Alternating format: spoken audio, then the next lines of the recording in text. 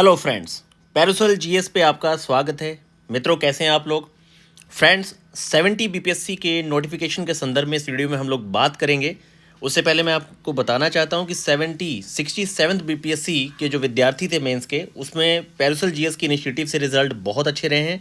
और अभी तक आपने कई सारी वीडियोस सुनी होगी टॉपर्स की, और बहुत सारे प्रमाण और पत्र वगैरह मैंने आपको पैरासोल जीएस के टेलीग्राम चैनल पर शेयर किए हैं। इसमें जो सबसे अच्छी रैंक रही है मेरी इनिशिएटिव में, वो रही है मैडम मंगला कुमारी की। इनकी रैंक है एसडीएम में 11th, और इनकी मेरिट लिस्ट में जो रैंक है वो 16 है। तो इस तरीके से ही आप देखेंगे बहुत सारे टॉपर्स सेलेक्ट हुए हैं, जिनका एक्सपीरियंस वगैरह आप लोगों के साथ आगे इन्हीं के द्वारा जो वीडियोज़ आएंगी उनसे शेयर किया जाएगा। इसके साथ साथ मैं कुछ चीज़ें आपको बताना चाहता हूं, क्योंकि सैकड़ों विद्यार्थियों की कॉपियां चेक करने के बाद जो कमियां मैं देख पाता हूं, या फिर किस तरीके से आप लोगों को अपना बेस तैयार करना है और कौन सी ऐसी चीज़ें हैं जिस पे आपको ध्यान देना चाहिए।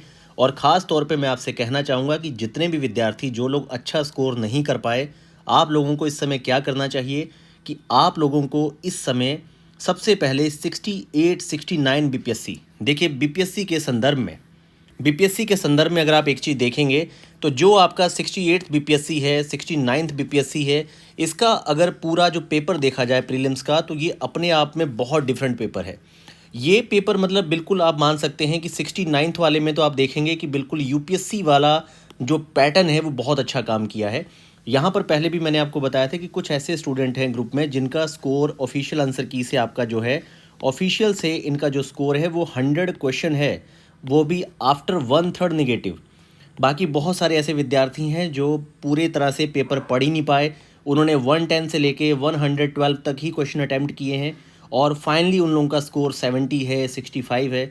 अच्छा, बहुत बुरा लगता है अगर आपकी इनिशिएटिव में जुड़े हुए ग्रुप के बच्चे कुछ 65 और कुछ लोग 100 की रेंज में स्कोर को लेके जा रहे हैं, क्योंकि इन लोगों को भी जो रेंज है वो 90 के आसपास रखनी चाहिए थी।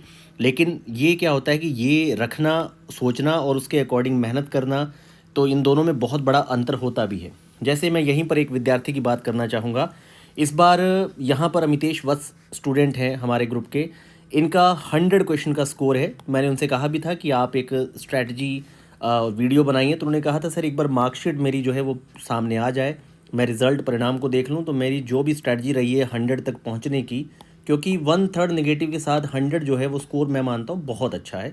जहाँ पर 77, 80, 82 में विद्यार्थी बहुत आशावान है कि भाई उन्हें मेंस लिखने को मिलेगा, वहाँ पर अगर आप यहाँ से 20 क्वेश्चन ऊपर जाके खड़े हैं तो आपने स्कोर बहुत अच्छा खड़ा किया है। तो आप लोगों के साथ मैं इस बार एक इनिशिएटिव करूँगा कि जितने भी स्टूडेंट हैं, चाहे गूगल मीट के द्वारा या फिर उनके थ्रू अगर वीडियो भेजी जाती हैं, तो इन जो स्टूडेंट्स का 95 की रेंज में स्कोर रहा, या 90 प्लस जो विद्यार्थी रहे हैं, ऐसी 10 से 15 वीडियो आपको यहाँ पर उपलब्ध करवाने का प्रयास करूँगा। क्योंकि जो लोग करके आए हैं उन्हीं से जानिए कैसे है, हम यहाँ पर बोल बच्चन क्यों करें। ठीक, अब आगे यहाँ पर मैं आपको बताना चाहता हूँ मित्रों कि दो तरह की न्यूज़ यहाँ पर है 70 बीपीएससी के संदर्भ में।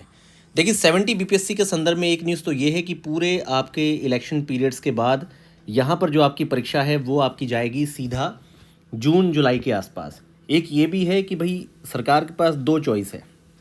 एक तो ये कि पूरा अभी नवंबर, दिसंबर, जनवरी, फरवरी, मार्च 5 महीने का समय है, और पहले भी बहुत सारी परीक्षाएं बहुत तेज़ी से करवाई गई हैं।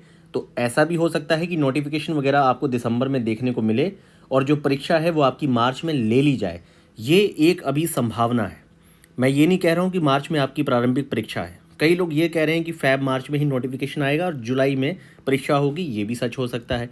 लेकिन मान के चलिए कि आप लोगों को क्या करना है, जिन भी विद्यार्थियों का, यहाँ पर मैं दो तरह की आपको चीज़ें बताऊँगा। देखिए, यहाँ पर जो दो तरह की चीज़ें मैं आपको बताना चाह रहा हूँ कि एक तो ये है कि भाई आप लोगों का जो स्कोर है, जिन विद्यार्थियों का भी स्कोर मैंने आपको बताया है, जिन विद्यार्थियों का स्कोर इस समय जो कि सिंपल वाले में चाह रहे हैं कि भाई एग्जीक्यूटिव वाली पोस्टों की बात मैं करूं, जिनका भी स्कोर 80 रेंज में है, 78 to 83 में, ये सभी विद्यार्थी, खास मैं मिनिमम बता रहा हूँ, मिनिमम जिसका 78 से नीचे नहीं है, इन्हें पूरी तरह से मेंस पर ही अपनी पूरी एनर्जी झोंकनी चाहिए।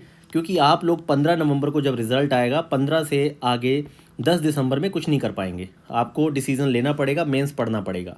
बाकी जिन विद्यार्थियों का स्कोर 70 की रेंज में है, उन्हें पता है कि यहाँ पर इतनी कम कटअप में कुछ नहीं हो सकता और उन्हें नए तरीके से अपनी तैयारी करनी है, तो उनके लिए मैं कहना चाहूँगा कि आप लोग मेंस या प्री कम मेंस जो है, प्री कम मेंस की अप्रोच को लेके चलिए। इसमें यही है कि भाई आप लोग जो मेंस की अच्छी अच्छी बुक्स हैं, आप लोग एनसीईआरटी हो गया, एनसीईआरटी है आपकी, टेक्स्ट बुक है जो मैं आपको बार बार बताता हूँ, एनसीईआरटी टेक्स्ट बुक को कम से कम 2 to 3 रीडिंग्स दीजिए। आप प्रीवियस ईयर क्वेश्चन पेपर देखिए यूपीएससी के कौन से देखने हैं, जैसे कि आपको पता है कि मॉडर्न सेक्शन है आपका यहाँ पर, इसके अलावा आपका पॉलिटी सेक्शन है, इसके अलावा आपका जैसे कि साइंस टेक वाला सेक्शन है, इसके अलावा आपका इकोनॉमी सेक्शन है, इसके अलावा आपका डिसास्टर मैनेजमेंट का सेक्शन है। तो ये सारे ऐसे सेक्शन हैं जो आपके क्वेश्चन का रूप ले रहे हैं, जो आपके लगभग GS1 और GS2 का पार्ट है। इसके अलावा देखिए थोड़ा सा बिहार का अपना जो हिस्ट्री और कल्चर है वो थोड़े से 10 से लगभग 12 क्वेश्चन ऐसे हैं जो आपको पता है कौन से आते हैं। उसकी पूरी लिस्ट मैंने बना के आपको दे रखी है चैनल पे, पैरासोल के टेलीग्राम चैनल पे। इसके अलावा आपकी सांख्यिकी है वो भी आपको क्लियर है कि लास्ट आपने 10 ईयर क्वेश्चन को प्रैक्टिस करना है और अपनी एवरेज परसेंटेज को बेहतर बनाना है, आपका सांख्यिकी पूरी तरह से सही जाएगा। तो आपको इसी अप्रोच के साथ अपने प्री और मेंस को लेके चलना है और आपको अपना कंटेंट बनाना है। अब कंटेंट बनाने के लिए मैं बार बार आपसे क्यों कह रहा हूँ, इसका भी एक कारण है। देखिए, हमेशा प्री मेंस अप्रोच मैं आपसे क्यों कहता हूँ, इसका एक कारण है। इसका कारण ये है कि देखिए सबसे पहला जो स्टेप होता है, मैं बात करूँ पहले स्टेप की, अगर आपको मैं कहूँ कि आप शेषवावस्था में हैं तो पहली बात है आपका कंटेंट। आप बहुत अच्छी एनसीईआरटी टेक्स्ट बुक पढ़िए और अपना कुछ कंटेंट बनाइए।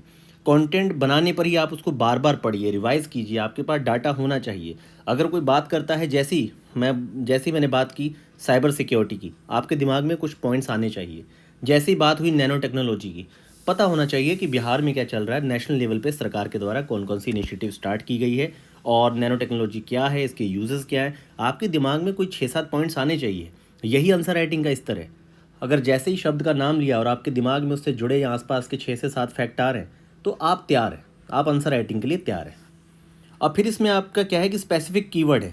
जब भी आप साइंस को लिखते हैं, जैसे देखिए साइंस में आपको पता है कि इस समय इंटरनेट ऑफ थिंग्स चल रही है, ब्लॉकचेन टेक्नोलॉजी है, machine algorithm, deep learning system है, इसके अलावा आपका आर्टिफिशियल इंटेलिजेंस है। ऐसे बहुत सारी चीज़ें हैं और उनसे जुड़े हुए कीवर्ड हैं। तो हमेशा इकोनॉमी के अपने कीवर्ड हैं, जैसे उसमें कई सारे इंस्टीट्यूट हैं, संस्थाएं हैं, नीति आयोग। तो ये जो कीवर्ड होते हैं स्पेसिफिक, ये आपको सब्जेक्ट में यूज़ करने चाहिए। कीवर्ड को आप थोड़ा और इजीली समझिए। जैसे मान लीजिए पॉलिटी है, पॉलिटी में आपको पता ही है कि जो सुप्रीम कोर्ट के ऑर्डर हैं ये आपके कीवर्ड हैं। उसके अलावा आर्टिकल आपको यूज़ करने हैं बहुत अच्छे से। तो स्पेसिफिक आपके कीवर्ड आपकी जो है बहुत अच्छे तैयार होने चाहिए। ये आपकी गहराई दिखाता है, आपके स्तर को दिखाता है। बाकी जब आप इस लेवल पे आ जाएं तो आपको दबा के फिर आंसर राइटिंग करनी चाहिए। कम से कम 2 से 3 आंसर डेली लिखिए। कहाँ से लिखना है, कहीं जाने की आवश्यकता नहीं है। बीपीएससी के जो प्रीवियस ईयर क्वेश्चन हैं, यूपीएससी के जो लास्ट 8 ईयर के क्वेश्चन हैं, ये इतना मामला जो है आपके पास लगभग 600 क्वेश्चन है। यहीं पर रहिए, बस टॉपिक के अकॉर्डिंग आप यहीं से अपना प्रश्न लीजिए, बिना देखे लिखिए। देखिए मैं यहाँ आपको एक बात बता दूँ, जब आपका स्टैंडर्ड इंप्रूव हो जाएगा ना, तो आप प्रीवियस क्वेश्चन को भी अगर बिना देखे बहुत अच्छे से लिख ले रहे हैं तो समझ जाइए कि आप अपने सिलेक्शन की रेंज में जाके खड़े हो गए हैं। अब कई सारे विद्यार्थी कहेंगे कि टॉपिक बहुत कठिन होने चाहिए। देखिए अब इसमें मैं आपको बताता हूँ। जैसे मैं यहाँ पर बात करूँ सिर्फ आपके महिला सशक्तिकरण की, ठीक, तो यहाँ पर हमने बात की महिला सशक्तिकरण की। तो अगर यहाँ पर मैंने, मान लीजिए मित्रों, यहाँ पर कोई और भी टॉपिक ले लेते हैं। मान लीजिए यहाँ पर हमने टॉपिक ले लिया आपका, जैसे कि नैनो टेक्नोलॉजी है, तो यहाँ पर हमने नैनो टेक्नोलॉजी का टॉपिक ले लिया। अब ये जो आपका नैनो टेक्नोलॉजी है, अब कहने को आपको सीधा स्ट्रेट दिख रहा है, लेकिन जब आपका स्तर तैयार होगा तभी आप इस पर एक अच्छा इंट्रो लिख पाएंगे, तभी आप इसमें जो इसकी सेंट्रल थीम है उस पर आपको कुछ पॉइंट्स याद आएंगे, तभी आप कोई अच्छा कंक्लूज़न दे पाएंगे।